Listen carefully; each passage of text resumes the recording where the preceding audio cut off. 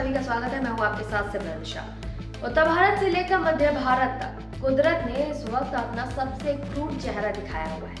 पहाड़ों पर हो रही बर्फबारी ने मैदानी इलाकों को फ्रीजर बना दिया है। यूपी के 68 जिलों में कोहरे ने ऐसी चादर तानी है कि विजिबिलिटी शून्य हो गई है।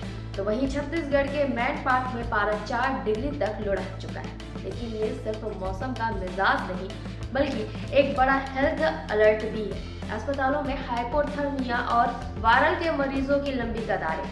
आखिर जेट स्ट्रीम की ये 240 की रफ्तार हमें और कितनी ठंड देने वाली है और नए साल के जश्न पर मौसम की ये मार क्या असर डालेगी। आज की इस बड़ी कवरेज में हम आपको दिखाएंगे कश्मीर से लेकर छत्तीसगढ़ तक ठंड का पूरा हाल।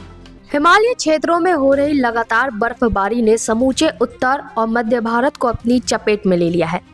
पहाड़ों से आ रही बर्फीली हवा के कारण मैदानी इलाकों में पारा तेजी से लुढ़का है, जिससे जनजीवन बुरी तरह से अस्त व्यस्त हो चुकी है। उत्तर प्रदेश से लेकर छत्तीसगढ़ तक ठंड ने पिछले कई सालों के रिकॉर्ड तोड़ दिए हैं। कोहरे का कहर, शून्य हुई विजिबिलिटी, ट्रेन फ्लाइट्स पर ब्रेक। उत्तर प्रदेश के 68 जिलों में घना कोहरा छाया हुआ है। स्थिति ये है कि कई जगहों पर 10 मीटर की दूरी भी नहीं दिखाई दे रही। मौसम विभाग ने यूपी के इन जिलों में शीतलहर जारी कर दिया है। कोहरे का सबसे बुरा असर यातायात पर पड़ रहा है।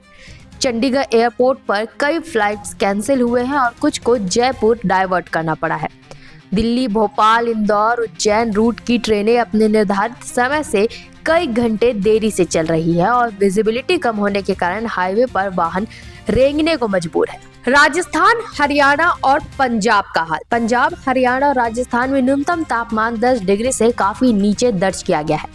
ठंड को देखते हुए बिहार सरकार ने भी 30 दिसंबर तक कक्षा 8वीं तक के स्कूलों को बंद रखने के आदेश जारी कर दिए हैं। 28 दिसंबर के बाद ठंडी उत्तर पश्चिमी हवाएं कोल्ड डे जैसी स्थिति पैदा करेगी, जिससे दिन के समय भी कड़ाके की चुभन महसूस होगी। मध्य प्रदेश में हिल स्टेशन से भी ज्यादा ठंडे हुए शहर। मध्य प्रदेश में ठंड का मिजाज काफी सख्त है। चौंकाने वाली बात यह है कि भोपाल और नौगांव जैसे शहर हिल स्टेशन पंचमढ़ी से भी ज्यादा ठंडे रहे। राजगढ़ में 3.8 डिग्री के साथ प्रदेश का सबसे ठंडा स्थान रहा।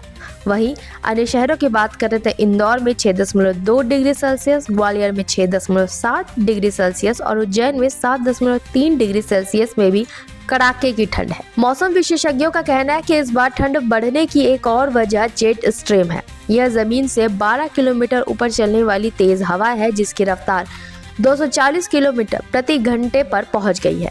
ये पहाड़ों की बर्फीली हवाओं को मैदानी इलाकों में तेजी से खींच रही है। छत्तीसगढ़ के उत्तर में राहत, दक्षिण में ठंड बरकरार। छत्तीसगढ़ के अंबिकापुर में पारा 4.5 डिग्री तक गिर गया है, जबकि मैनपाट में यह 4 डिग्री के आसपास बना हुआ है। मौसम विभाग के अनुसार अगले 24 घंटे के बाद उत्तर छत्तीसगढ़ में तापमान 1 से 3 डिग्री की वृद्धि हो सकती है, जिससे ठंड से थोड़ी राहत मिलेगी। हालांकि रायपुर और दक्षिण छत्तीसगढ़ में अभी तापमान में विशेष बदलाव की उम्मीद नहीं है।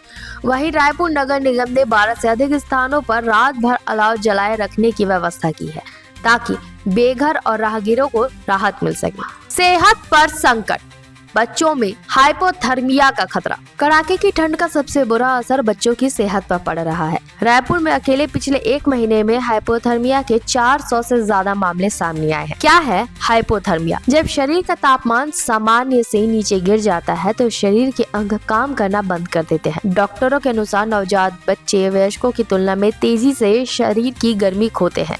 खासकर सीजेरियन डिलीवरी वाले बच्चों में यह खतरा अधिक होता है। मलेरिया और वायरल का बढ़ता खतरा। तापमान में उतार चढ़ाव के कारण छत्तीसगढ़ में मलेरिया के अनुकूल परिस्थितियां बन रही है।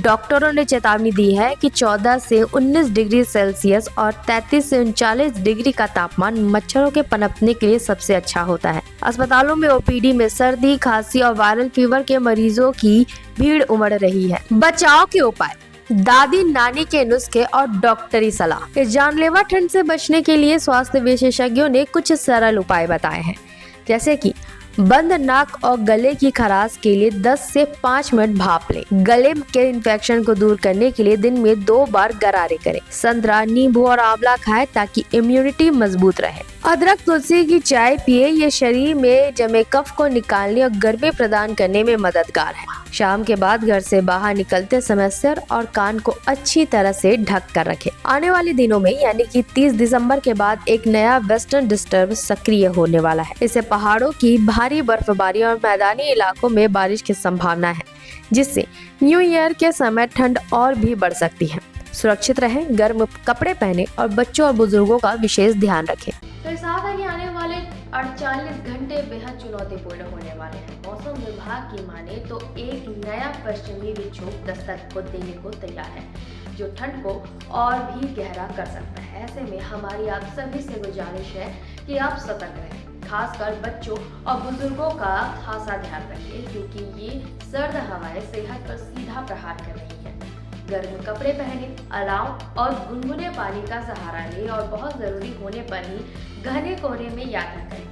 याद रखिए, आपकी सावधानी ही इस ठिठुरन भरी सर्दी से आपको सबसे बड़ा कवच है। मौसम की हर अपडेट और देश दुनिया की तमाम बड़ी खबरों के लिए जुड़े रहने जाने के साथ नमस्कार।